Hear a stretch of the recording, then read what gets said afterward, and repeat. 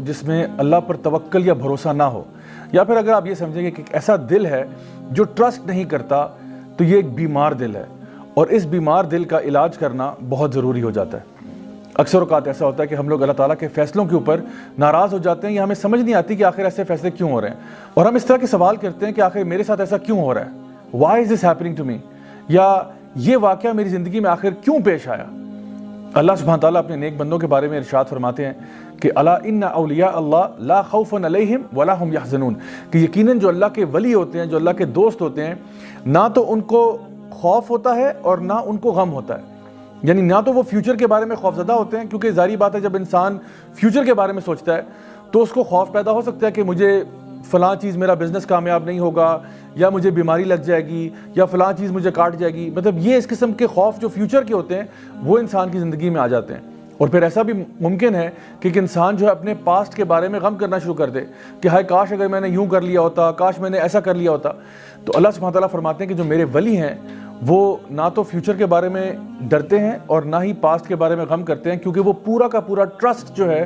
وہ اللہ سبحانہ تعالیٰ کی ذات پر کرتے ہیں کہ جو ہوگا انشاءاللہ اللہ تعالیٰ کی مرضی کے مطابق ہوگا، اور میں اللہ کی مرضی سے راضی ہوں۔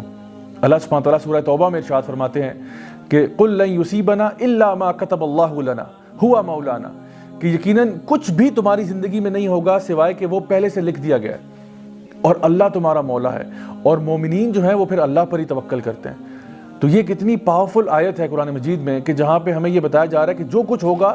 وہ اللہ کی مرضی کے مطابق ہوگا، اور یقیناً اللہ کی مرضی ہماری مرضی سے بہت بہتر ہے۔ اللہ سبحانہ تعالیٰ فرماتے ہیں سورہ توبہ کی آخری آیت میں فَإِن تَوَلَّوْا فَقُلْ حَسْبِيَ اللَّهُ لَا إِلَهَ إِلَّا هُوَ عَلَيْهِ تَوَكَّلْتُ وَهُوَ رَبُّ الْعَرْشِ الْعَظِيمِ، کہ اگر وہ آپ سے منہ پھیر لیں تو پھر حسبی اللہ،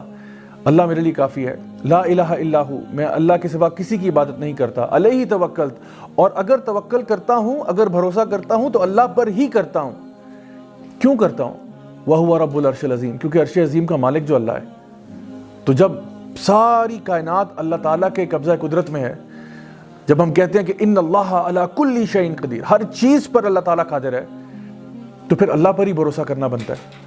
انسان جب یہ سوچتا ہے کہ میرا رب جو ہے وہ ہر چیز پر قادر ہے، پھر انسان اللہ کو یہ نہیں بتاتا کہ میرے پرابلمز کتنے بڑے ہیں، انسان اپنے پرابلمز کو بتاتا ہے کہ میرا رب کتنا بڑا ہے۔ اللہ سبحانہ تعالیٰ فرماتے ہیں سورہ فرقان میں وَتَوَكَّلْ عَلَى الْحَيِّ الَّذِي لَا يَمُوتُ، کہ توکل اس ذات پر ہم کرتے ہیں جس کو موت نہیں آتی۔ سبحان اللہ، یعنی اگر آپ نے کسی پر بھروسہ کرنا ہے، اگر آپ نے کسی پر ٹرسٹ کرنا ہے تو کیوں نہ اس پر ٹرسٹ کیا جائے، اس پر بھروسہ کیا جائے جو ہمیشہ رہنے والا ہے، الحی ہے، القیوم ہے، لا یموت، اور اس کو موت نہیں آتی۔ اسی طرح سے سورہ طلاق سورہ نمبر 65 آیت نمبر 2 اور 3 میں اگر آپ دیکھیں تو اللہ سبحانہ تعالیٰ فرماتے ہیں کہ وَمَن يَتَّقِ اللَّهَ يَجْعَل لَّهُ مَخْرَجًا وَيَرْزُقْهُ مِنْ حَيْثُ لَا يَحْتَسِبُ وَمَن يَتَوَكَّلْ عَلَى اللَّهِ فَهُوَ حَسْبُهُ، کہ جو شخص بھی اللہ کا تقوی اختیار کرے گا اللہ تعالیٰ اس کو ہر مصیبت سے باہر نکالے گا، اور پھر اس کو رزق دے گا وہاں سے جہاں سے اس نے سوچا بھی نہیں ہوگا۔ اور جو لوگ اللہ تعالیٰ پر توکل کر لیتے ہیں اللہ ان کے لیے کافی ہو جاتا ہے۔ مائی ڈیئر برادرز اینڈ سسٹرز، تھوڑی دیر کے لیے ذرا سوچئے کہ اگر ہم اللہ پر بھروسہ کریں تو اللہ تعالیٰ کہتا ہے میں تمہارے لیے کافی ہو جاتا ہوں۔ تو اگر اللہ ہمارے لیے کافی ہو جائے تو اس کے بعد زندگی میں کوئی ٹینشن رہتی ہے، کوئی پریشانی رہتی ہے؟ سو اس لیے دل کے اطمینان کے لیے، دل کے سکون کے لیے اللہ تعالیٰ پر بھروسہ کرنا سیکھیں۔ اور آپ یقین جانیں کہ اگر پورے اسلام کی روح نکالی جائے، جیسا کہ سورہ زاریات میں اللہ تعالیٰ فرماتے ہیں وَمَا خَلَقْتُ الْجِنَّ وَالْإِنسَ إِلَّا لِيَعْبُدُونَ، کہ میں نے جنوں کو اور انسانوں کو کسی مقصد کے لیے پیدا نہیں کیا سوائے اس کے کہ وہ اللہ کی بندگی کریں۔ تو اللہ کی بندگی کا مطلب یہ بھی ہے کہ اللہ تعالیٰ کو اپنا رب مان کے، رب جان کے اللہ پر بھروسہ کیا جائے۔ زندگی میں جو کچھ ہوگا انشاءاللہ الرحمن اللہ تعالیٰ کی مرضی کے مطابق ہوگا۔ ہم نے اپنی طرف سے کوشش ضرور کرنی ہے، کسی بھی راہ کی طرف ہم جاتے ہیں، کسی بھی پاتھ کو ہم لیتے ہیں، ہم نے اپنی طرف سے کوشش ضرور کرنی ہے۔ جیسا کہ نبی کریم صلی اللہ علیہ وسلم کی حدیث میں ترمذی شریف میں آتا ہے کہ ایک شخص، ایک صحابی تھے جو کہ اپنا اونٹ انہوں نے ایسے آزاد چھوڑا ہوا تھا، تو نبی کریم صلی اللہ علیہ وسلم نے ان سے پوچھا کہ بھئی تمہارا اونٹ ایسے آزاد پھر رہا ہے، آخر کیا وجہ ہے اس کی؟ تو انہوں نے کہا کہ میں اللہ پر توکل کر رہا ہوں۔ تو آپ صلی اللہ علیہ وسلم نے فرمایا کہ نہیں، توکل یہ نہیں ہے، توکل یہ ہے کہ پہلے اپنے اونٹ کو باندھ لو، اس کے بعد اللہ تعالیٰ پر بھروسہ کرنا۔ So my dear brothers and sisters, ہمارے لیے ضروری یہ ہے کہ ہم جب بھی کوئی کام زندگی میں کرنے جاتے ہیں اپنی طرف سے حق حلال کا کام کریں، پوری کوشش کریں، پوری محنت کریں۔ اگر ہو گیا الحمدللہ، اگر نہیں ہوتا تب بھی ثم الحمدللہ، کیونکہ جو کچھ بھی ہوگا اب اللہ کی مرضی کے مطابق ہوگا۔ اور جب ہمیں یہ بات سمجھ میں آ جائے گی تو پھر ہم لوگ خوش ہو جائیں گے۔ یعنی انسان اداس کیوں ہوتا ہے؟ انسان اداس اس لیے ہوتا ہے کہ جب اس کی مرضی کے مطابق چیزیں نہیں ہوتی. ہم یہ چاہتے ہیں کہ ہر چیز جو زندگی میں ہوگی وہ ہماری مرضی کے مطابق ہو,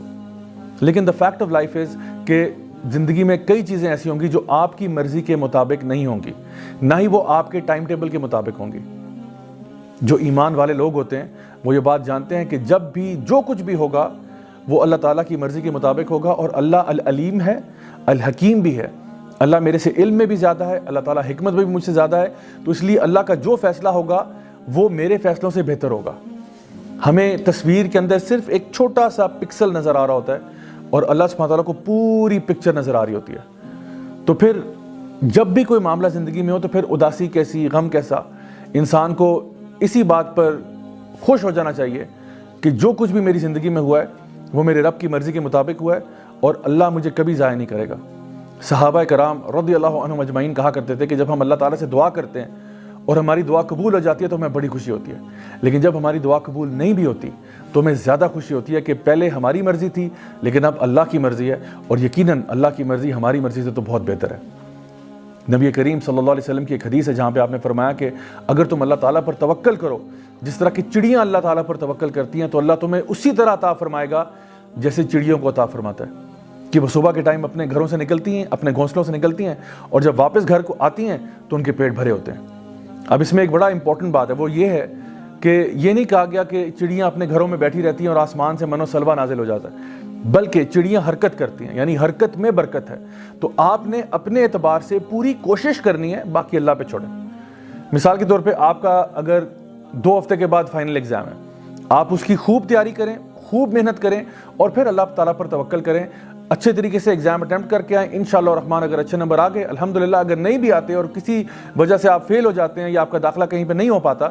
تب بھی اللہ تعالیٰ پر پورا بھروسہ کریں کہ انشاءاللہ اس میں سے بھی خیر نکلے گی. کسی کو اگر آپ نے اپنے گھر دعوت کے اوپر بلایا ہوا ہے, اب یہ نہیں کہ آپ نے دعوت پر بلا لیا اور کھانے کے لیے کچھ تیار نہیں کیا کہ جی آپ اللہ تعالیٰ پر توکل کر رہے ہیں کہ شاید آسمان سے کھانا نازل ہوگا, ایسا نہیں ہے. دعوت پر کسی کو بلا رہے ہیں, اپنی طرف سے پورے پریپریشن کریں کھانے کی. ہاں اگر وہ جل جائے یا کوئی اور مسئلہ ہو جائے وہ اور بات ہے, پھر اللہ تعالیٰ پر توکل کریں کہ اس میں بھی کوئی نہ کوئی خیر ضرور نکلے گی. سو آئی ہوپ کہ آج کی اس بات سے آپ کو سمجھ میں آ گیا ہوگا کہ اصل میں اللہ تعالیٰ پر توکل کرنا, اللہ تعالیٰ پر بھروسہ کرنا کتنا ضروری ہے آپ کے اپنے دل کے اطمینان کے لیے. Until next time, this is me, Raja Ziaul Haq, signing off. Wassalamu alaikum wa rahmatullahi wa barakatuh.